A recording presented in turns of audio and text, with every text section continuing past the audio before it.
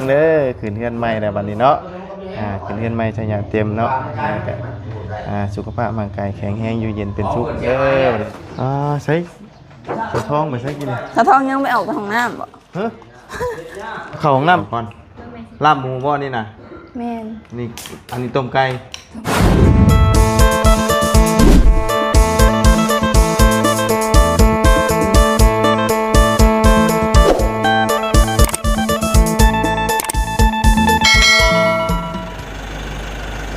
เอาพี่น้องกันเนาะหลังจากแล้วงานบุญบั้งไฟอยู่บ้านพี่น้องกันเนาะหลายคู่หลายคนก็เข้าโรงพยาบาลได้มื้อนี้พี่น้องเลยเพราะว่ามันเมื่อยมันเพลียเนาะนอนเข้าสโลมพี่น้องเลยเนาะเอามื้อนี้ก็พอดีมาแสดงความยินดีนำน้องโมเพิ่นเนาะอยู่บ้านนาแพกเพิ่นขึ้นเฮือนขึ้นศาลใหม่เนาะเพราะว่าทางน้องเพิ่นก็ได้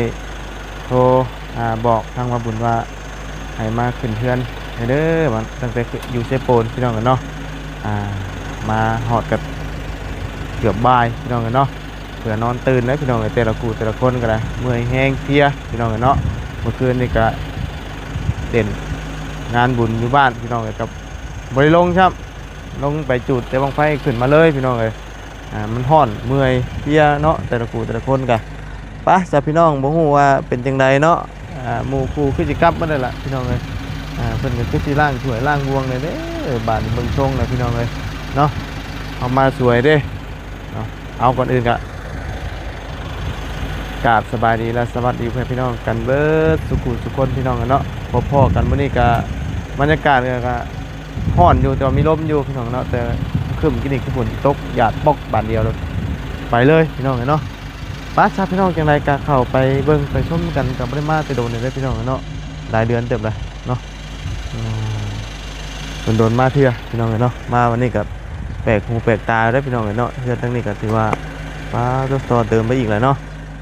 ต่อเติมไปหลายอยู่ทั้งนี้ก็ได้ทั้งนี้ก็ถือว่าโบกยังมาทันเร็วเนาะแนมไปพี่น้องเลย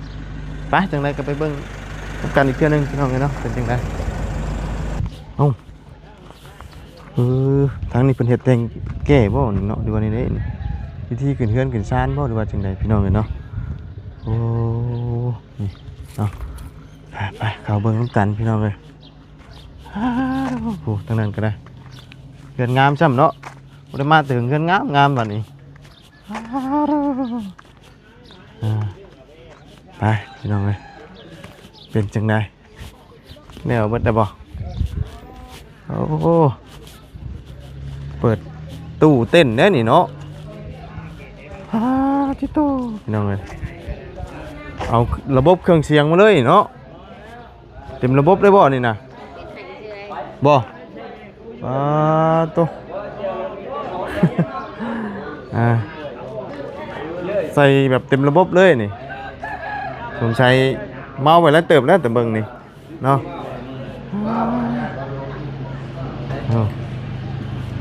โอ้ตู้พี่น้องเลยเบิ่งยางรอเบิ่งก่อนเนาะตู้ลำโพงเพิ่นเครื่องเสียงเอาต่ำนั่นนี่ลำโพงเปิดเลย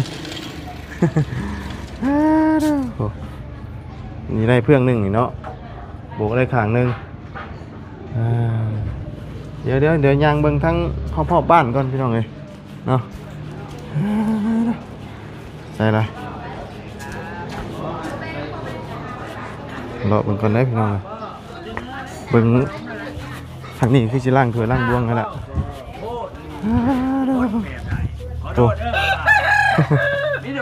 เรียบร้อยทางนี้เนาะล่างถ้วยล่างบวงเรียบร้อยบ่หมอยังไงแท้นี่นะน้ำข้าวปุ้น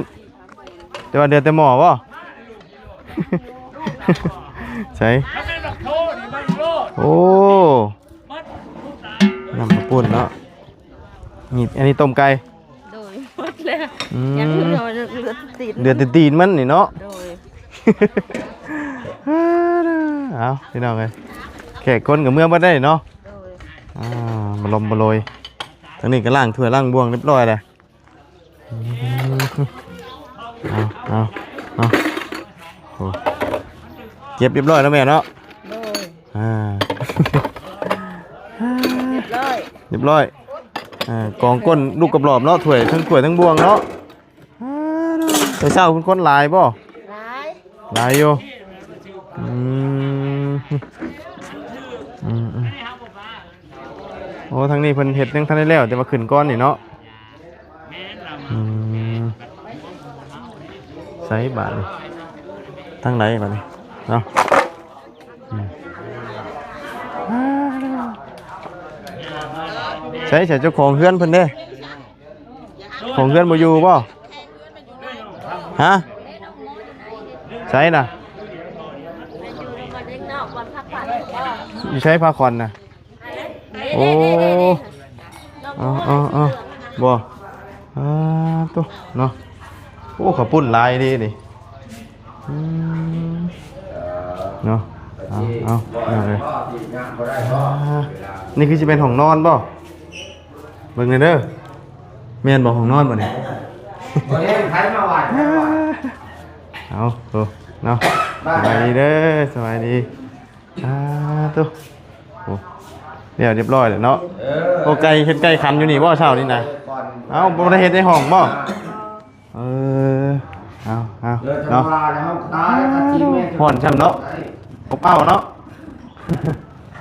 ไฟยังไม่ได้เอาเข้ามาบ่ยังอยู่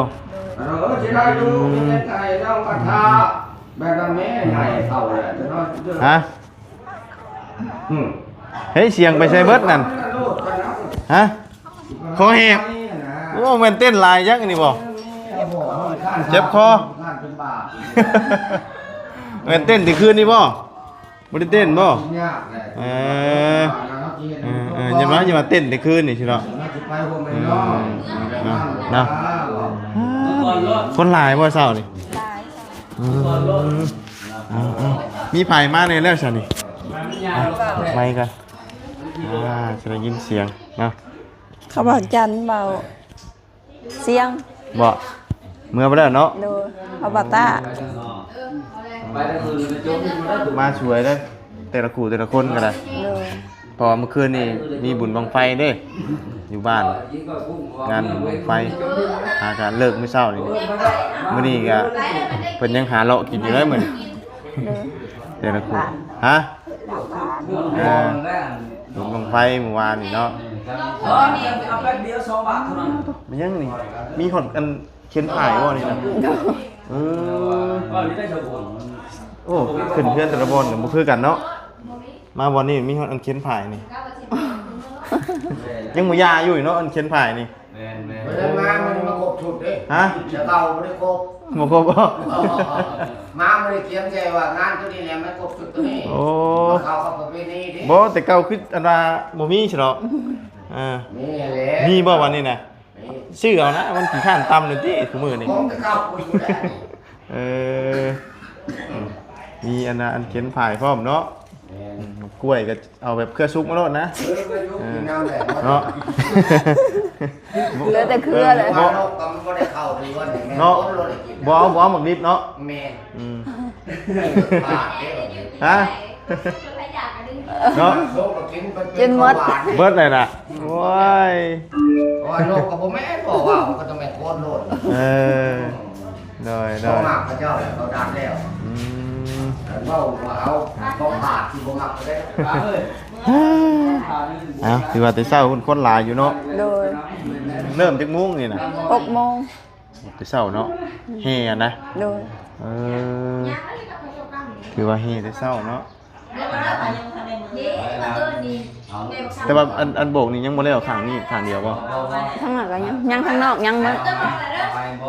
ได้แต่ข้างหน้าบ่ โดยข้างหน้ากับข้างใน ก็เลยขึ้นก่อนดิเอ้าเมื่อไว้แท้โอ้มาแต่เช้าผ้าไปใช้อันนี้คือขึ้นให้มันวิดอันนี้ก่อนเนาะ ดู มีแต่คอยเฮ็ดไปว่านี่เนาะกับข้างในมันก็แล้วเนาะมันก็บ่ได้อันน่ะเก็บของอีกเนาะ เหลือแต่กะโหล เดี๋ยวแต่กะโล ดู ซื้อมาได้บ่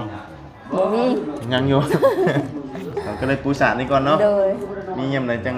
เฮ็ดเนาะ แม่น อืมเอาไปเป็นไปไปแล้วเนาะแต่ว่าพวกปูนพวกหยังอายุหั่นก็แม่นไว้เฮ็ดข้างนอกนั่นเนาะ โดย กินแล้วพอมากินแล้วได้ เฮ็ดอนาชาบแล้วอะไรก็แม่นหยุดบ่หรือว่าเฮ็ดหยังต่อ ก็ยังบ่ฮู้เพราะว่าบ่มีเด้มีแต่ปูนซ้ำมัน มีแต่ซ้ำนั่นน่ะก็แม่นหยุดก่อนเนาะ โดย อืมมีชำไรก็เอาชำนั้นก่อนเนาะ แม่น มีข้าวแล้ว โอ้ห้องนอนนี่เฮ็ดห้องเดียว โดย ไอ้บุญน้องเหรอ คือว่านอนคนเดียวเนาะแม่นอนอยู่นอกบ่ ไอ้เนี่ยเนาะ บ่นอนบ่นอนห้องบ่เป็นหยังน่ะวิญญาณผีว่านอนเนาะ เฮ็ดห้องเดียวมันก็กว้างนี้เนาะ แม่น มันได้พื้นที่หลาย หลาย กว้างเลยเนาะกว้างพอดีอยู่แต่ว่ามันร้อนนะยามนี่เนาะ ฮอด ร้อนดีๆได้มันอันนั้นแทนอันนี้ช่ำร้อนขนาดเลยนะเพื่อนไผคือกันชุดยอดยามนี่ยามหนาวนี่หนาวเนาะผมผ่ากันยังหนาว นี่ขนาดจะมี เนาะคือว่าเริ่มขึ้นตั้งแต่6 โมงเนาะ โดย เริ่มแต่เช้าอยู่ดีเนาะจัดคนกันเริ่มล้างเมื่อวันไหนเนาะล้างถ้วยล้างบวงแล้ววันไหนได้แต่ละครูแต่ละคนห่อนฉ่ำบัดโอ้หากนมาตั้งหรือบอกลำโพงนี่ มาตั้งมื้อเช้านี้ ตั้งเช้านี่ โดย งั้นกี่โตนี่เนาะ จักเด้เพิ่นว่ามันน่ะคือสิได้เลิก นี่เรานี่ป่ะเดี๋ยวจำนี่ป่ะ โดย เบิร์ดนี่ก็เป็นหยกใหญ่เลยเนาะ แม่น มวนซื่นเนาะเฮ็ดจังได โดย เด็กๆน้อยอยู่บ้านนี่ก็เพิ่นก็มวนซื่นกันขนาดวานนี่ตุ๊แต่ละคู่แต่ละคนเนาะแต่มันเสียแต่มันแดด แม่น บังไฟตอนแดดแต่ละคู่ แต่ละคู่แต่ละคนก็ได้เอามีแต่ขึ้นอยู่แล้วก็ถึงไฟถึงหยังเข้ามาแล้วเนาะ โดย อันนี้หากระแล้วนี่ว่าใส่บานประตู แม่นแล้วก็แล้วบ่ซื้อนี่ เดี๋ยวเราก็เลยหามือหาวันขึ้นเลยเนาะ โดย ทางนั้นก็ทำนี้ยังต่อเติมดีก็เป็นเพื่อนครัวนะตัวนั้นเนาะ เพราะจะให้โมกนายผมบอก โบกนี่ได้แต่ด้านหน้า โดย ทางหลังทางหัวทางนั้นยังเดือสามทางเนาะ โดย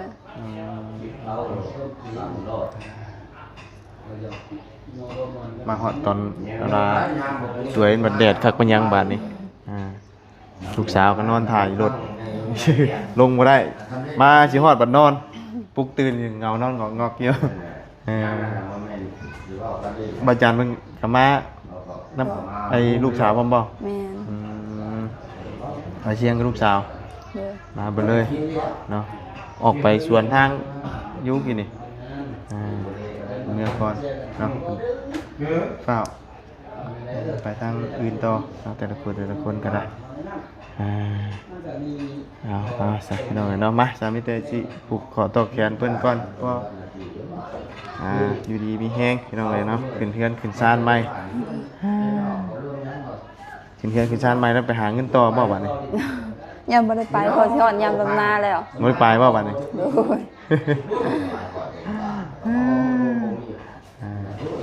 ใครเห็นหน้าเนาะยังไง บ่เพิ่นไขทางน้ำแข็งนี่เนาะ บ่เอาลงจากรถบ่ว่าทางน้ำแข็งนี่เครื่องตึ้มด้วยแต่ตกใจซะเนาะเบิ้งเนาะเขียนกันพี่น้องเลยเบิ้งตั้งก่อนเอ้ยนะห่อนแห้งขนาดมื้อนี้ปกติแล้วนี่บุญหนักเลยสิไปได้ ช่วงนี้ก็เหี่ยวพี่น้องเลย มันจะเหี่ยงเบิดอะไรก็ได้งานหลายแล้วก็เนี่ยช่วงนี้เนาะ ไปใส่มาใส่กันใส่แต่เงินเดี๋ยวนี้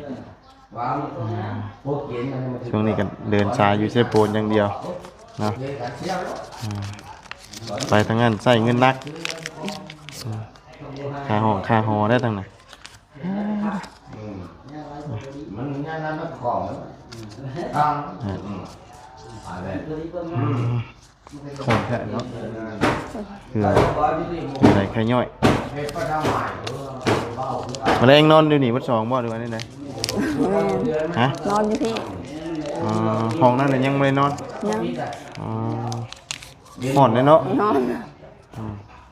ห่อนแห้งเลย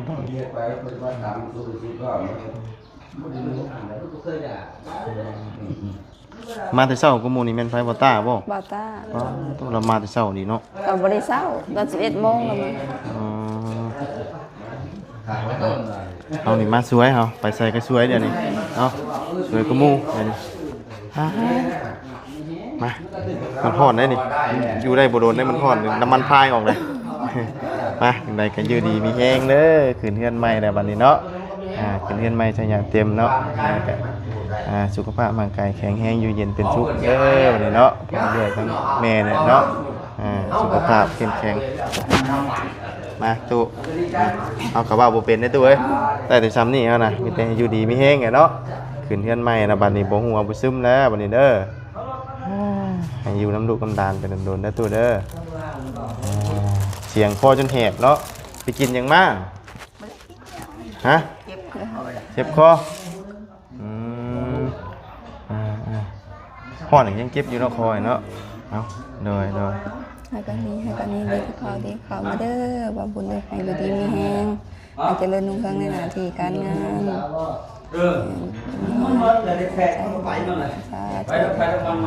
ถูก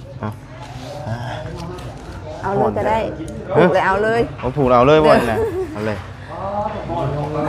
ไข่ต้มแล้ว ได้ไก่กุ้มเนาะห่อนเดี๋ยวออกไปนอกก็ได้บันอยู่นอกผูกมันเย็นๆนะ ไปฉัน หา เนาะ เสียงพัดลมมาผูก โอ้ย เดี๋ยวออกไปนอก เนาะ มันฮ้อนอยู่ ห่อนดีนี่ ตาทองดิ มีอ้อยเนาะ ยินดีจะว่าแหมบาน กินได้ป่ะอู้น้ำนี่กินได้ป่ะ แม่นะ ฮะว่ากินได้ป่ะตักกินได้ป่ะเลยมันเป็นของบูฮานเด้กินกับมีให้กว่ากินน้ำตู้เย็นด้วยเนาะเลยเย็นได้เนาะน้ำตู้เย็นมันเย็นด้วยแบบนั้นเย็นแบบแห้งไป อยู่นอกปะหรือว่าอยู่เลยนอกก็ได้ไปเนาะเนาะถ้าเข้าพี่น้องเลยใช้กระท้องไปใช้กินเลย ตาทองยังไม่ออกจากห้องน้ำบ่ เข้าห้องน้ำอยู่เลย บอกว่าคือเห็นห้องน้ำยังปิดอยู่เมื่อเราไปรถหรอบ่จักดิกินข้าวก่อนข้าวก่อนนะป่านี่ลูกสาวมันอยู่ในรถกับแม่เพื่อนมาตู้ว่าเย็บเลยเนาะเบิดเวลาแล้วแก่คนครับว่าไงโอ้ยจังหน่อยก็ขึ้นหลังนี่ต่อแล้วนี่เนาะเอาไหมตู้บึ้งมันคือซาใช่ปะเอาเลยเนาะออกมาไหมอีกกระโดดได้นี่เอากินข้าวกินน้ำอาหารใช่ว่าน้ำกับปุ่นกินผู้เดียวมันเป็นตาบ่เนาะมีหมูแท้นี่เป็นสะทองหารู้สะทองกันมากินมากินข้าวกระปุ่นก่อนนี่พุกเอาลูกสาวกันฮ้อนบ่ง่ายฉันไปฮ้อนมันแหบแล้วอันนี้กับมูบัดนี่มูชนมูเนาะ